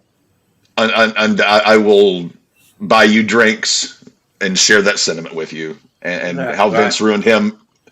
Again, reason number 3,475 that Vince McMahon can rot in hell for the damage he did to pro wrestling. Yeah.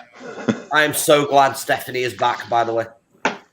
She got a pretty damn good pop. I was surprised. Well, she didn't do anything wrong. Well, no, she didn't. I thought the McMahon name has so much stain on it right now that she might get a bad pop from just proximity. Her as Stephanie McMahon Levesque. She gonna start going by Stephanie Levesque here soon. Yeah. I would not blame her. Stephanie's not stupid. She graduated with honors from Boston College, I think, if I remember correctly. She's not a stupid woman. Oh, by the way, you guys heard about also, anytime Vince came back, she left. She was never around when he was like. She knew the shit that was up. Yeah, well, the rats get off the ship when it starts to sink. Yeah. You heard about Zayn, guys? What about Zayn? He's got into Harvard. Sami Zayn got into Harvard? No. Zayn. Matt, I mean. Wait, Indian Zayn Pakistani. From One Direction? I've been working with on WrestleBuddy for ages. He got into Harvard? Yeah, he got into Harvard. Why am I having trouble remembering Zayn? Young Pakistani guy used to join us on the podcasts. The guy whose internet was always shit. Yes. Yeah. Okay. Got into Harvard. Wow. Yeah, I'm super happy for him. Over the moon. I remember actually driving back from, it was either one of my nephew's birthday parties or something like that, and I was listening to Maddie's interview with him from the old Meet the Buddies. Yeah. I love Zane, but man, that kid's internet was not good. That's good. Well, Sharks took it out one. Yeah, the Shark. SharkNet. I have never looked at a situation and been like, oh, what took out your what? What the fuck is Owens doing here? Oh, he's going to kill. He was going to do something, then he just right-handed him. I'm not sure. Yeah. That's it could have just way of saying, "Oh, you want to see a spot?" No. Well, I mean, my first thought there was he was going to do something, and then he thought better of it to protect his opponent. More than likely. I mean, for which good on him. I'd rather you botch a spot out of the name of safety than botch a spot and hurt somebody. No, for all the wicked shit Kevin Owens does to people, like he does more to himself. He protects his opponents almost every time. It's him that takes the most damage in his matches. I will say, if Owens never takes that back of the head bump to the stairs again, please God, please never do that again, Kevin. God, please. No, that was unnecessary. There's, it was like Mick Foley, it was like, please, Mick, don't do this. With Owens, that's like the one bump he takes from, like, Kevin, don't do this. Have you heard Mick is training to wrestle Matt Cardona in a death match? I would be very interested in that match, but if Nick... No, for the love of God, Mick has given enough. Yes. No, Mick has definitely given more than enough. He does not need to be having a death match in the physical condition that he is in at his age. The man can barely walk. Yes, he's had his knees replaced. He's had his, I think, a hip or two. I mean, from the waist down, basically, Mick is Mick is bionic. Yeah. But also, I mean, it's just like, Mick, your legacy is intact even despite the stupid TNA shit. Your legacy is intact. Don't do a Ric Flair. No, please, God, don't do a... Just random little fact, boys. This is one of the last times we will ever see the old school monitors in the announce tables. Yes. I noticed that. I miss the old school monitors because you could bop somebody in the fucking head with them. Well, those things are like, what, 25, 30 pounds each? Yeah. Solid steel casing. Well, and they made that crack. Like the steel, it made that perfect little crack against the human cranium. See, this is another... Well, I mean, I think they might have changed it, but like when they were doing like these video screen aprons... I mean, they still do something kind of similar, but the apron is a part of the ring that can, or the skirt, the ring skirt. Let me rephrase that. The ring skirt can be used. Yes, and that was a shot to the head with a big ass piece of steel. Yeah, and then it landed on Finn. The one thing I appreciate about this ladder match, and it's a rarity these days, is how few ladders are used. Yeah. Yes. Yeah, they're not pulling out 10 to 15 ladders to use. You don't need 15 ladders for two dudes. They've used two ladders, and the only reason Kevin got the second one out was because the first one got a bit dodgy. Yeah. I mean, you started the match with the one ladder that was in the entryway, then you had a backup underneath the ring. Exactly.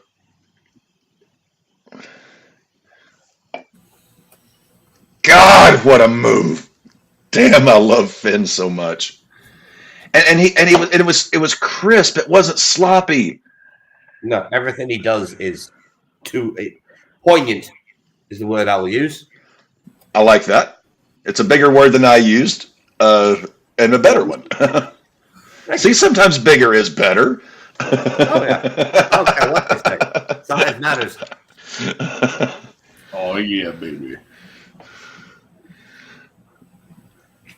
Oh.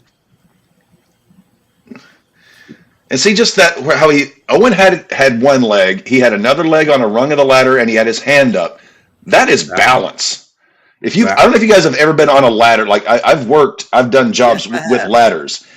it takes balance just to climb up one of those fuckers, let alone half your body on it. Oh, well, then you know. And it was terrifying. I'm petrified of heights. Like anytime I would go up a ladder, I would just cross myself. I hate falling. As weird as that sounds, I hate the sensation of dropping. Oh, it's ungodly. It's coming down that I don't like. This is gonna suck.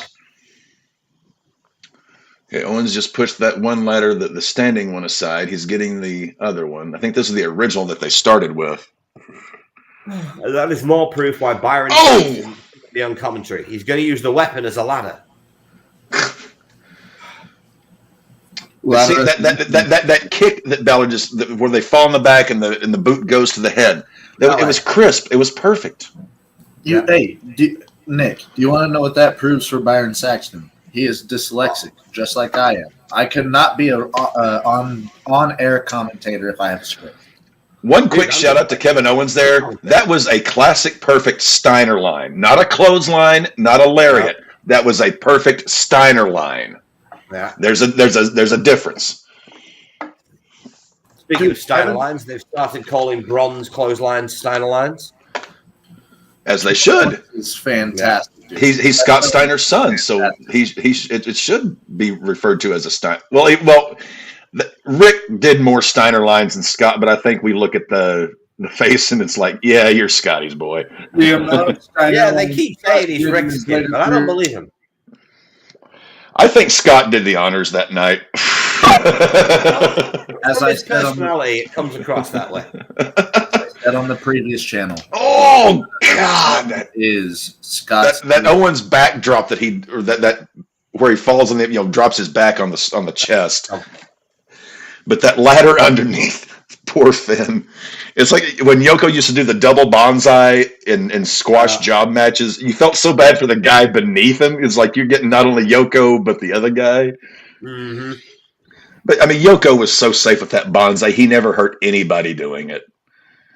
Unlike other people who do the bonsai drop, whom we could mention. Well, like Nia Jax, for example. Oh, wow. We were thinking the same person. What a coinky dink. Yes, honey, you're not literally supposed to put your ass on their chest. You make it look like you're doing it. I fucking hate you land on your feet and you sit down. Oh, fuck. I hate that Kevin Owens likes taking that spot because he's like, hey. In between the ladder? No, not just in between the ladder, but like on the rung, on the handle, yeah, or not the brace that's in the. Dude. No, there is a spot at WrestleMania 32, like the next, like when we do Takeover Dallas, that same weekend, Kevin Owens takes a Michinoku driver on a ladder. That is he does, and on his side like that, back of his neck. Oh no, he takes a half and half suplex on his neck, but he also takes the fucking Michinoku driver on the ladder that's set on its side and closed. It took two of the gnarliest bumps. Kevin Owens acts dead for the entirety of the rest of the match after he takes that. Oh, the cannonball into the ladder.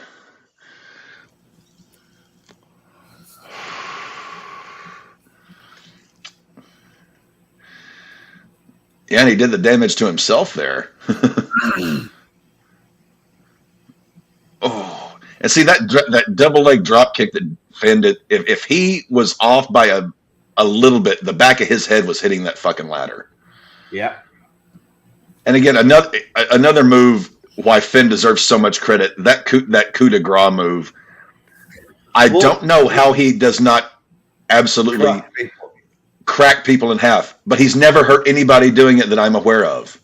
No, I mean, I don't know how you do that. The only safe stomp that you can see outside of his is Swerve's. Yeah, Swerve hits the shoulders and then comes off to the side. Yeah. Swerve makes sense. Swerve's like hits you up here, and then he like bounces. He kind of like uses your shoulders to jump off to the side. Yeah, jump off. Whereas Finn just lands and drops. I mean, that has to require such balance and timing to not only not hurt your opponent, not hurt yourself, but make it look like, oh my God, he just crushed this guy's sternum. He has to put all of his weight into his ass. That's literally what he has. And he has no ass. That's the trouble there. Well, if you ever get the chance, Cap. Oh, what a power! Io Sky doing it from a moonsault. I don't. If I've seen Io Sky. You've not. Io Sky finishes matches with moonsaults. I don't remember the stomp like that. Yeah, she does a moonsault into a coup de grace in Stardom. Everybody thought she was going to break it out in the Bayley match. Yeah, no, she does do a, what does she call that? The moon stomp? Yeah. Yeah, she literally does a moonsault full vertical into a stomp and doesn't kill rolls her. Off. It rolls off perfectly every time.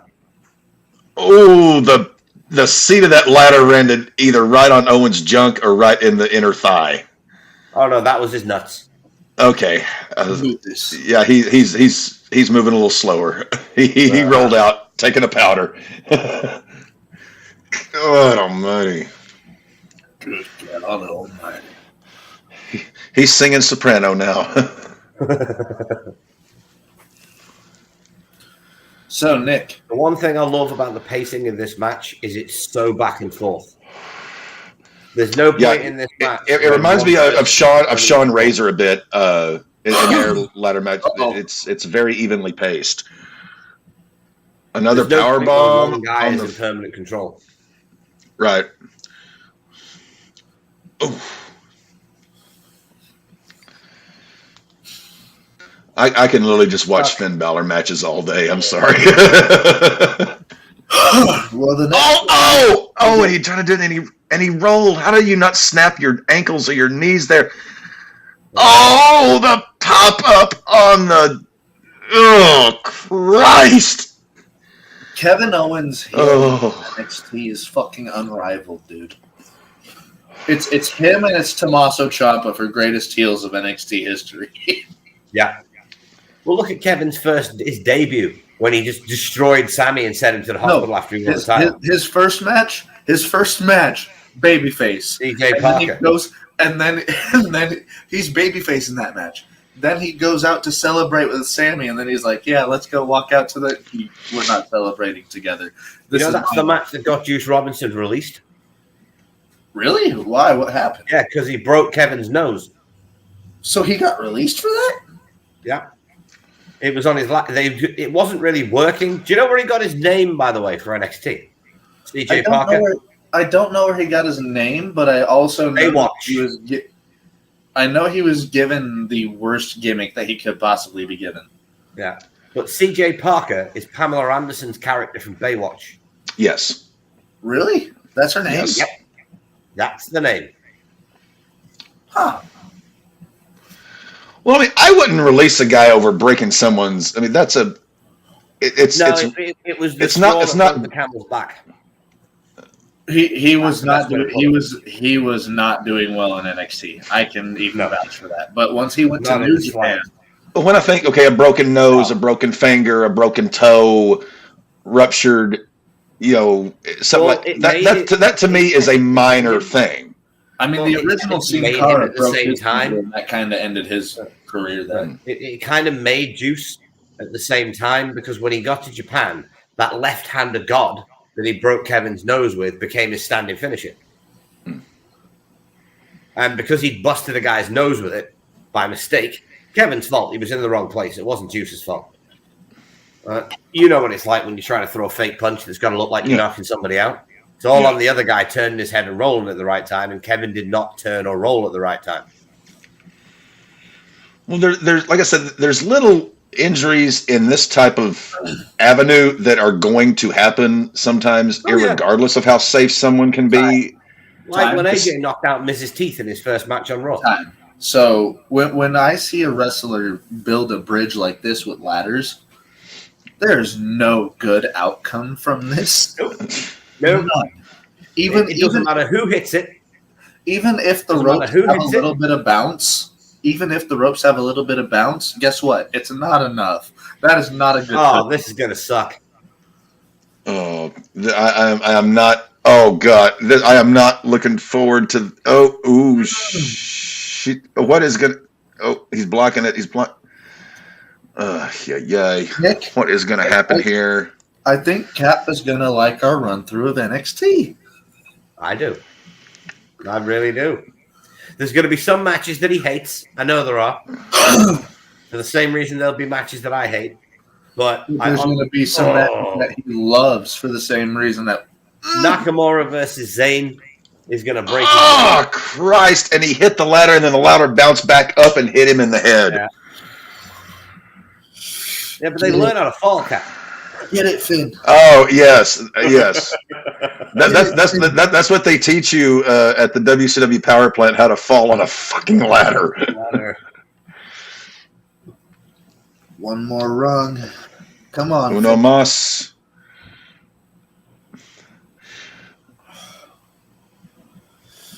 That's one spot in ladder matches that I'm always it's like where they're like, oh, one more run is like we can see you're not tall enough. Surely you know this. Yeah. that's attention. Yeah.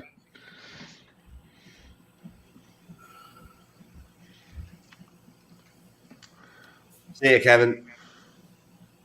Good night. Screwed his ankle a bit. Oy, caramba, yep. Well, see, in that particular positioning, he wasn't able to roll properly. So he had to come down and then back as opposed to tumble through. But you also have to know this match went for 30 minutes. He did that coup de grace off the higher point of the ladder. Yeah. And that Cap. Strap. NXT Takeover Brooklyn. What did you think? See, the first we watched 4 matches. Love seeing Liger again. Anytime I get to see Liger, I'm always happy. We had to show you that match. Samoa and Corbin could have been better. But if that's the worst match on any given card, I'm more than fine with that. Bayley and Sasha, that was awesome. I think I like Bayley and Sasha the most of the 4. So this would easily be number 2. I liked it in the same way that Nick pointed out that. There's Nick. Either way, it reminded me of more of a Sean Scott Hall ladder match where it was even. There was only 2 ladders. Yeah. There was. Sasha and Bayley just seem to work really well together. This one, and again, it's sort of one of my faux pas when you start bringing in toys and gimmicks, where it's tough for me to follow as close as I normally would. But for a ladder match, I liked this as a ladder match. Yeah. Right, I can face on to the camera now.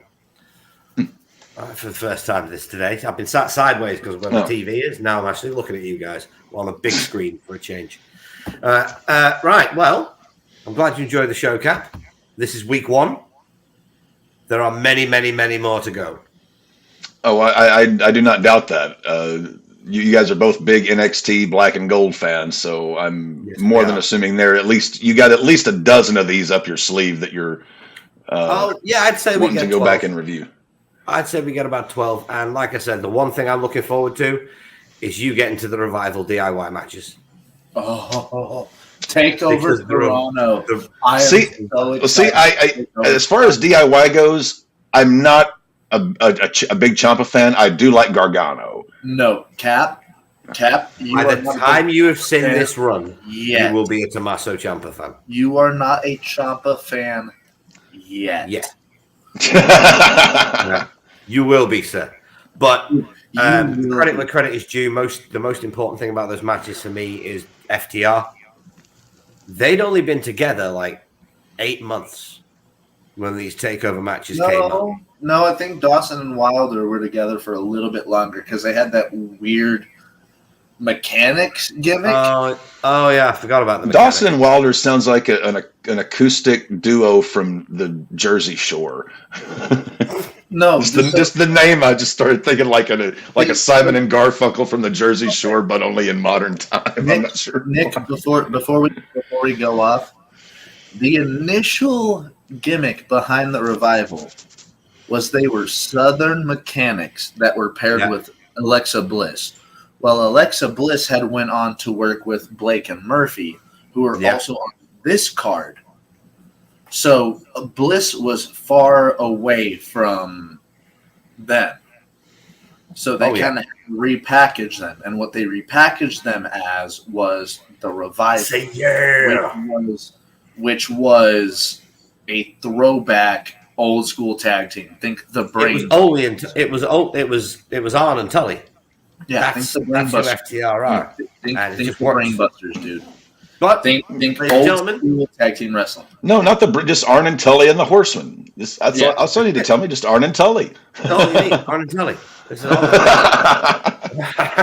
But, ladies and gentlemen, that's this week's show. I hope you enjoyed it. Thank you so much for coming in, gents. Plug away. Tonight, Raw Ball Podcast, Sunday Night Baseball, Padres Dodgers, and we're going to talk about the week that was in baseball. We have the Masters tournament that's going to be coming to an end today. Any other WrestleMania, Raw, SmackDown, Fallout, we'll get into it as we watch what should be a pretty good baseball game. And if you enjoy looking at my face, you can find me tonight over on the Positively Awesome Wrestling channel. We will be, as I am calling it, the defense court of CM Punk. It's going to be an interesting show. It's all about CM Punk, and it's all about the reality that is CM Punk.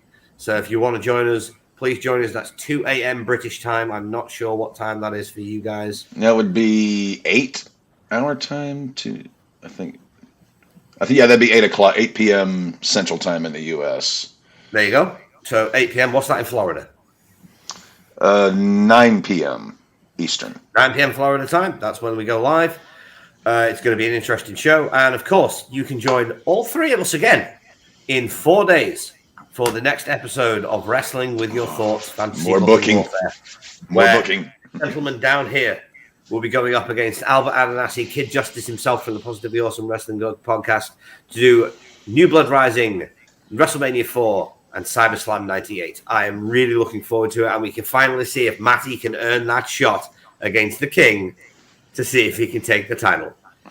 You know that old saying, Matty, when you aim for the king, you best not miss. I aimed for the king multiple times, and I only got one shot, and I only beat him once. Don't worry. I'm bringing the title home. We shall see. Right, ladies and gents, but remember, we are but three geeks obsessed with a good show, and our opinion means nothing without yours in the comments below. I've been Nick the Geek. He's been the captain. That's been Matty. We'll see you in 2 weeks. Yos.